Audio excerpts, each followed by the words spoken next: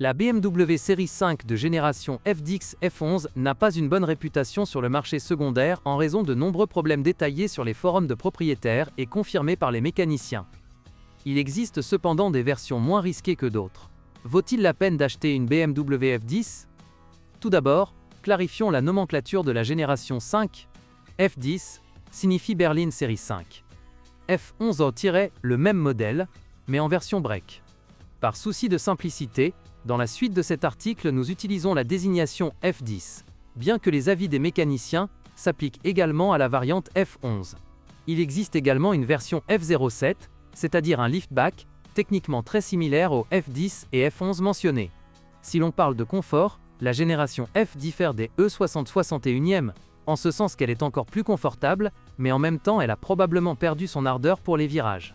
Le FDX est également légèrement plus grand que son prédécesseur, il y a donc un peu plus d'espace aux places arrière, et le coffre de la version Touring a également augmenté. Mais ce ne sont que des paroles, nous nous intéressons à la fiabilité.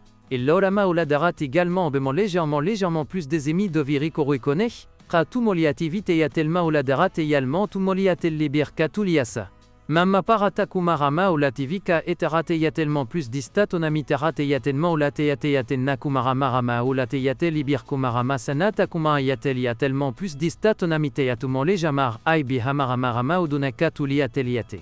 Le problème le plus connu concerne le risque d'incendie dû à un refroidisseur EGR défectueux dans un turbodiesel. Il faut vérifier son état avant l'achat.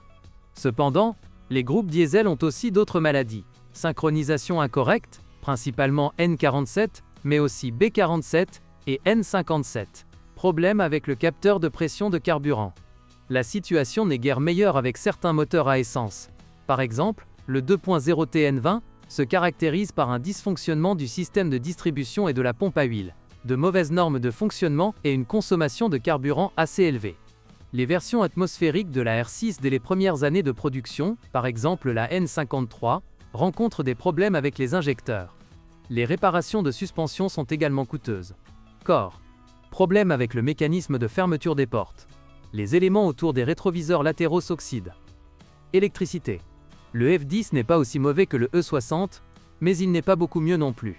La batterie est une source courante de problèmes. Les fluctuations de tension dans les moteurs diesel, les signaux d'avertissement aléatoires, peuvent être la conséquence d'un noyage du système de carburant, fuite du capteur de pression de carburant. Unité de puissance. Problème de courroie de distribution, N20, N47, B47, N57. Risque d'incendie dans les moteurs diesel, panne de la pompe à huile, N20, panne du boîtier VTG, de E-Drive. Pendentif. Durée de vie limitée des embouts de direction, des jambes de force stabilisatrices avant, des cils blocs de levier, panne du système pneumatique.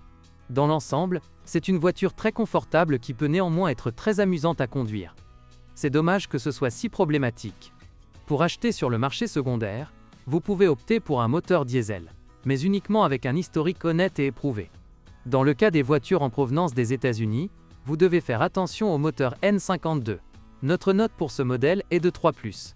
Bonjour les amis. Vous cherchez une voiture d'occasion? Vous devez prêter attention au site web carm.pro. Carm.pro est grand catalogue de voitures, moteurs, boîtes de vitesse. Et le meilleur, c'est que vous pouvez trouver des informations sur les pannes de n'importe quelle pièce. Complètement gratuit. Allez sur le site web carm.pro et découvrez tous les éventuels